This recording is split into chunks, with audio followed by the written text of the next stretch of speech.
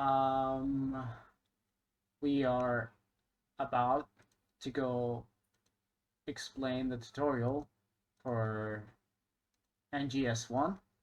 Uh, the main focus for this tutorial is that we need to go through the basic stuff that you need to learn throughout this game.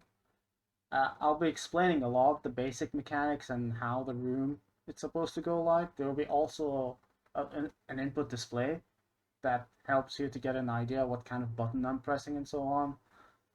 In general, NGS1 has a lot of similarities with NGB, but there are like some specific changes that forces you to change your approach with the game in significant amount.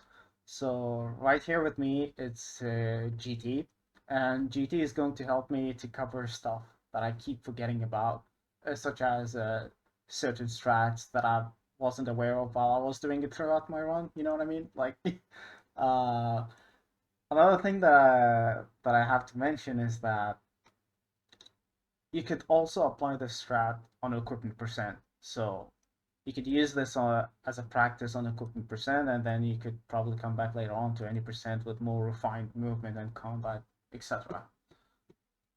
Uh, Now, another thing is to be aware of is that this game focuses on LRT on PC wise. There are certain things that you need to be aware of that you could check on speedrun.com.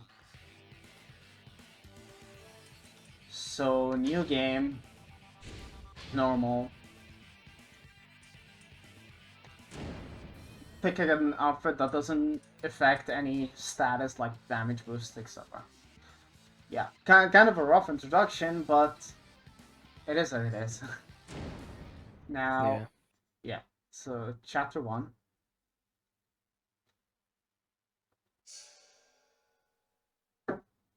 I need to clear up the I guess I'm enemy. watching your Twitch stream because this Discord one is not looking good.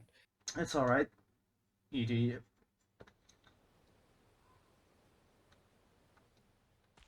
Okay, so let me clear out the enemy first, because I need to explain the basics mechanic of this game. Alright, so there are stuff that is different from NGB than NGS, that you have a quick access to quick healing, quick items. This means you don't have to worry about the menuing as much in NGB compared to this game, aside from upgrade and the time that you would equip. I can provide the menu optimization equipping link and stuff on the description for the video once we finish talking about this tutorial. Another thing that you need to be wary for this game is the essence currency management. For the PC runners, they don't have to worry about it much because there's a plugin that you could keep in track of the currency live. If you install ASL VAR Viewer, all of that resource is provided in speedrun.com. While in console runners, you have to be wary on how you would use like the smooth ultimate technique, and as well as how you move around. For example, this technique called on landing jump. I'll also provide a link in the description that is explained by JDB. However, there are things that is different in Sigma. You'll notice that Ryu doesn't do the forward roll all the time. If you do side roll, for example, the animation is just different. Like, he doesn't do like this. He could also do backflip at certain enemies if you encounter them, only during the fight, which makes your movement a little bit weirder. That is something that you'll need to get used to it. Another thing Yeah, the back roll is pretty weird. yeah, the backflip is pretty weird. Uh, Like, even if, like, when you try rolling into a door, it will not work. exactly, because normally when you do the front roll, it will work consistently. But if you do the side roll like that, you need to wait for a bit before you interact. If you hold the guard while matching interacting, that helps a lot instead of you throwing random shurikens. Uh, for my case, I changed my controller a bit in big picture, where I made X act as interact. So you see me in an instance where I mash X, that means I just push that button as interact, as well as how my wind path and ninpo button are different. Then the ninpo management is mostly based on your adaptation, but we could also explain the key points where using your double elixir is very, very important. I think I talked a little bit too much here because we need to get straight to the one. We don't want to get this tutorial too complex. We just want to help you on how you can get started. I'll mention which movement is very important part and certain points that you need to look for. Otherwise, you could use this controller viewer as a reference on how I move and how I perform the input. So, yeah, the bosses. I'll mention which bosses are like strat that can apply. You could use from NGB and how you could adjust it in this version. Now, all right, I think that's all. I've covered pretty much most of the things that I need. Now, when you get started in this map, there is like a ninja that comes across when you roll. You need to kill that ninja, but before you kill that ninja, you need to trigger this cutscene first. Ionic Kunai. And then when that ninja comes across, you do this combo. Forward Y, X, and Y. And after you... Just forward YY works too. Yeah, but sometimes they don't die with it. Because the enemies have an RNG health in this game. So it's much better you do forward Y, X, Y. It's pretty much guaranteed kill. Now, after you kill that ninja... Also, be sure to let him dissolve first, because if you don't let him dissolve, he's going to target him. Yeah. So, after you finish killing that ninja, normally you won't want to go across there and climb, right? But in NGB you do that. You go over there, climb, and then you trigger cutscene. But in Sigma, there is a neat little trick here you could do the skip. So, you see this, like, the line right here that is straight? You need to jump over that.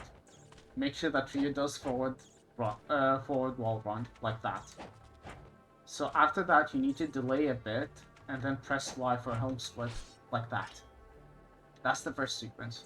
And the second sequence, you need to recenter the camera by pressing right trigger, as you can see. To do that, you back roll, jump forward. He gets a similar animation. Same idea. You need to delay as much as you can, and then use home splitter. Like that. And then after that, you could jump across here however you want. Normally I like to do this. Back roll into a jump. Now let's repeat. Make sure that you lined up with this. And then recenter. So if that doesn't work for the second time, recenter again and then back roll. Make sure your position is also fixed here. Clear enough? I guess that's how I explain it pretty well. And then from here you do this. You can pick this large Great Spirit Elixir if you want. Pretty straightforward so far. Okay. Don't get discouraged by that skip. It takes a little bit to get used to. Yeah. It's not that bad. It's just you need to get used to this, the timing on that. It's pretty easy to understand. Now from here, I'll just show how I move fast. Then you can use this as a reference.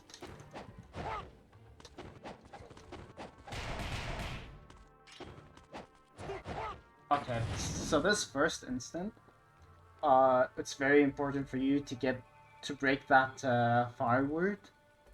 It's an essence that you could carry over the next fight. You only have 5 seconds to get through that. Now, after you jump up from here, do a wind run to trigger the cutscene. First thing you need to do to break this, and then roll, jump. Interact, jump, don't do that, but then roll, interact, jump. Before the first ninja comes in, first thing you need to do is to launch them forward Y. So you could line up 3 of them, that you could kill 3 ninjas at the same time. The reason why this fight is very important is because you need to kill them with essence technique, so you could get the double currency amount, like 2 times or 3 times it. I don't remember how much exactly, but it's just about enough where you could afford Inferno Scroll for the next chapter. Now, once that ninja drops in, forward Y, do that. That's how you need to do it. Launch, hold the charge, and then release. Once everyone else died, try to delay your guard and spare 1 essence at least. If you hold the guard long enough, Ryu won't absorb the essence at all. So this is very important. And then keep charging, kill the rest. If this happens, that's fine.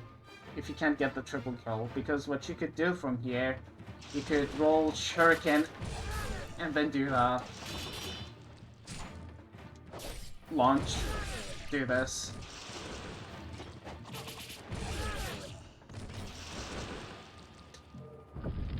That's how it's done. Right, yeah, I was about to say. Okay. So this karma window, it's very helpful for you to keep in track in enemies. For this room, there's about like 9 brown ninjas. So having the karma is very ideal, so you could know when to get out of the room extremely fast. I think I'm missing something, JD, or No, you're good. yeah, we good. Like, you don't have to prioritize here to kill 3 enemies at once. What you need to prioritize is that you need to make sure you kill with the essence technique as much as you could, so you could afford, you could get 1k here. But if you don't get 1k here, that's fine, because you have another chance in another room against the white ninjas. So once you finish here, interact with this door, jump, roll jump, run, slash, interact, jump, jump, get in, roll, jump, roll.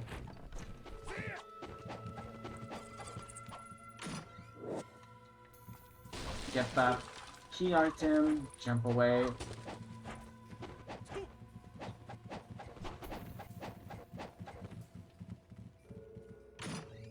So you come across this talisman. Unlike NGB, for this version you're going to get 2 talisman instead. So having multiple talisman is very, very important in your run, and you don't really want to lose it that early. Especially, we could explain it later, but I think the main thing to say here is when you get this, protect it, like, as in your run is in the line. Like, you don't want to lose this at all. You need to do your best to stay alive.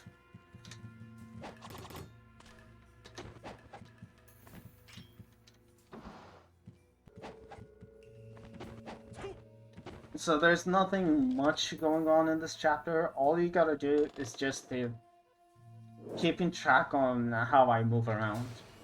And what do I need to recommend you to do for a certain section. Also, don't be afraid to pick up as much heals as you need. Yes.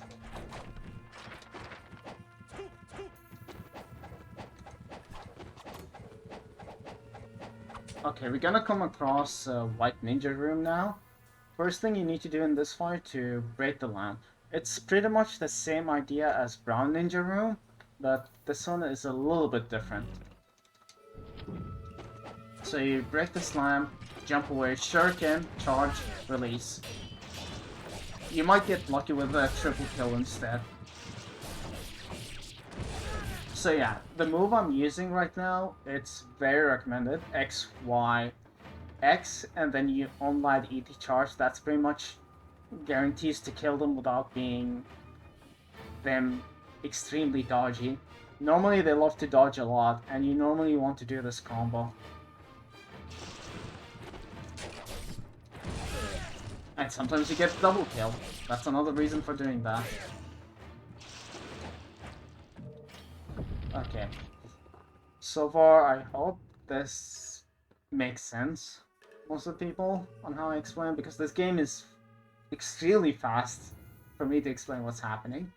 After you finish all the fights, the brown ninja room, the white ninja room, you're gonna come across the first boss, Murai. So Murai in this version is way different than NGB version in terms of how much he can take hit. The strategy is very, very easy, as a matter of fact. All you gotta do is you wind run Y. You spam this attack. The moment he rolls... Haven't picked up Flying Swallow for that. Yeah, that's one of the reasons why we skipped with Flying Swallow, so we could spam this move pretty much reliably. This boss has the same idea as NGB, but we do this move instead of doing forward Y into haste straight slash. So the moment you attack him is literally when he rolls away. So basically you do this, you backflip twice, and then he rolls towards you, and then you do this move again. Now, let me demonstrate it for you. I have to explain it beforehand, so you could get the idea. Yeah, make sure that Murai attacks first before he rolls. Because if you don't force him to attack, then he will take forever to roll.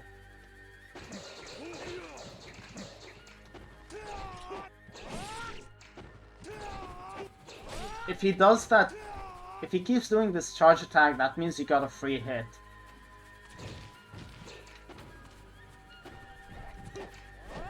Far away.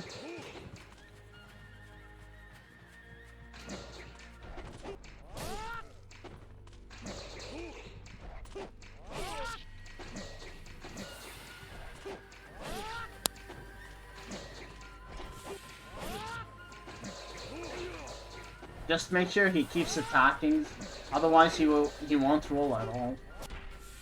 And that's pretty much it. Easy peasy, straightforward. Nothing too complex, nothing too crazy about this chapter.